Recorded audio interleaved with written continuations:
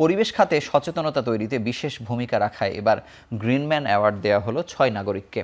সকাল 10:30টায় পরিবেশবাদী সামাজিক সংগঠন সবুজ আন্দোলনের পক্ষ থেকে এই পুরস্কার দেয়া হয়। এবার পরিবেশে বিশেষ অবদানের জন্য গ্রিনম্যান অ্যাওয়ার্ড পেয়েছেন 3 শিক্ষক এবং তিন সাংবাদিক।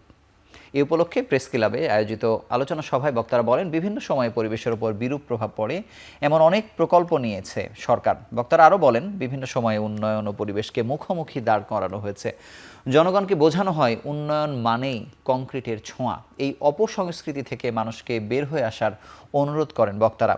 সভা শেষে বিজয়ীদের হাতে স্মারক ও সনদ তুলে দেন অতিথিরা। এবার গ্রিনম্যান অ্যাওয়ার্ড পেয়েছেন এখন টেলিভিশনের রিপোর্টার শম্পা বিশ্বাস, রাজশাহী বিশ্ববিদ্যালয়ের ভূতত্ত্ব ও খনিবিদ্যা বিভাগের অধ্যাপক ডক্টর চৌধুরী মোহাম্মদ সারোয়ার জাহান, জাহাঙ্গীরনগর বিশ্ববিদ্যালয়ের প্রাণিবিদ্যা বিভাগের সাবেক চেয়ারম্যান অধ্যাপক ডক্টর মনিরুল এইচ খান, দৈনিক খোলা কাগজের senior staff reporter Mohammad Tanzirul ইসলাম, বৈশাখী টেলিভিশনের স্টাফ রিপোর্টার মোহাম্মদ শহীদুল ইসলাম পিয়াস এবং Savar cantonment morning glory school and কলেজের প্রভাষক মনিকা আফরোজ শিলা।